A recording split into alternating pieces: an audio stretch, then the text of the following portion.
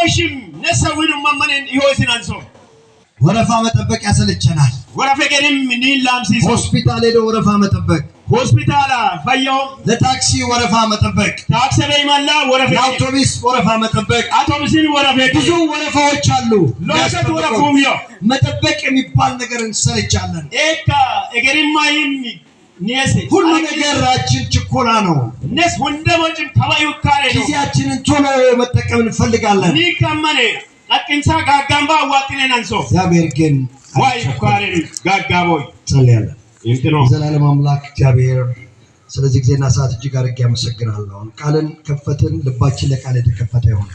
በማስተዋል ተገናኘን። መንፈስ ቅዱስ እኔንም ጉባኤን ይቆጣጠር በኢየሱስ ክርስቶስ ስም አሜን።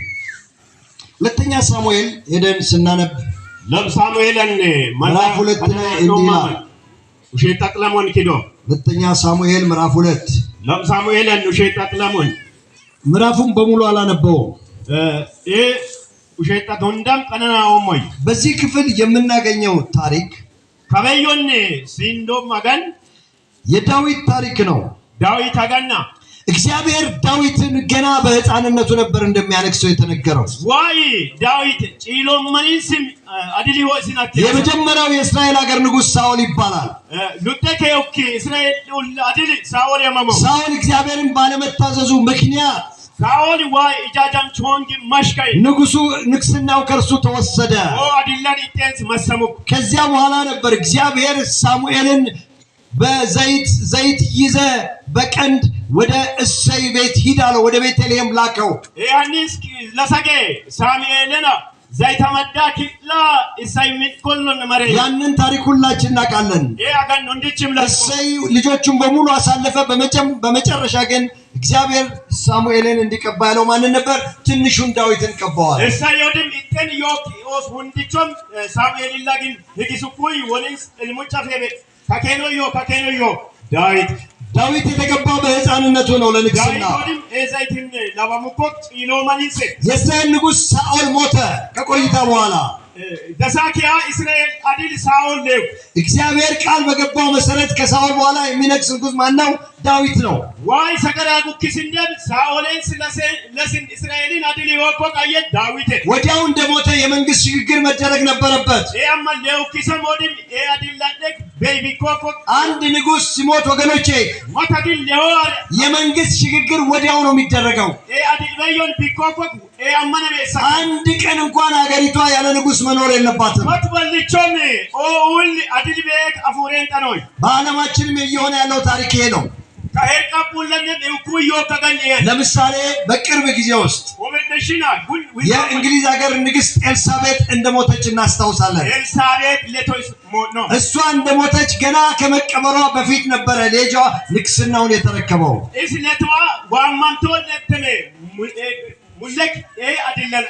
በዚህ ታሪክ ውስጥ ግን የእግዚአብሔር አሰራር የተለየ ነው።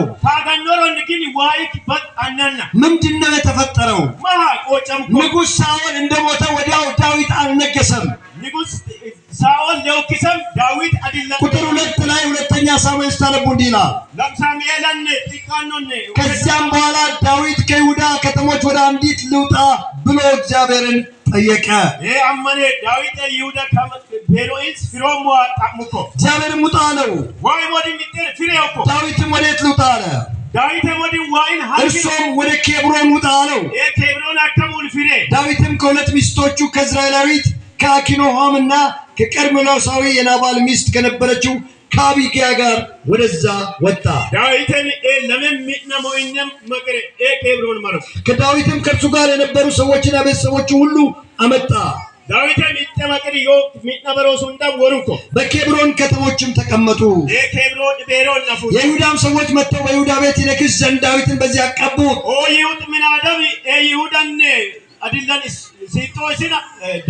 አሁን መንገስ አለብህ አሉት።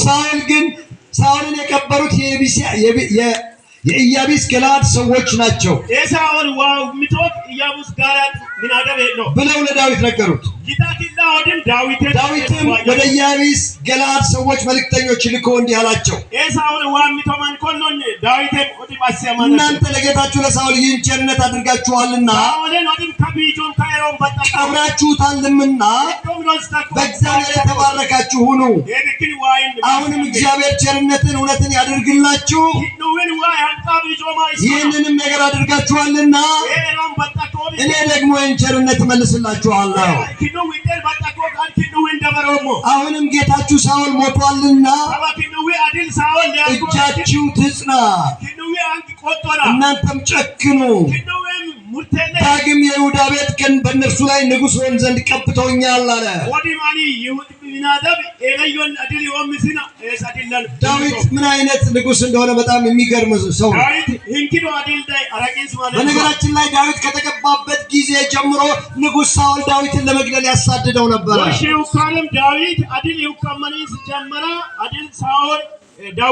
ጎልያድን ከገደለበት ዕለት ጀምሮ እነኛ ሴቶች ዳዊት እልፍ ገደለ ሳኦል ግን ሺህ ገደለ ብለው ከተናገሩበት ቀን ጀምሮ ዳዊትን ለመግደል ያሳድደው ነበረ።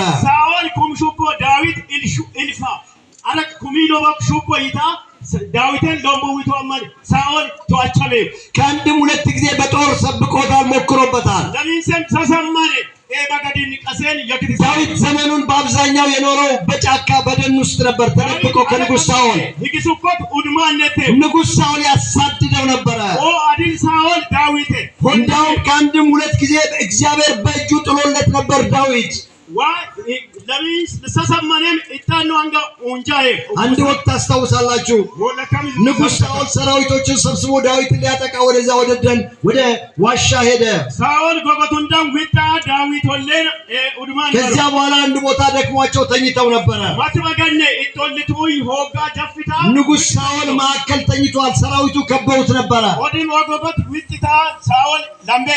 ዳዊት ንጉሥ ሳኦል ሰራዊቱ ሊያሳደው እንደመጣ ሰማ።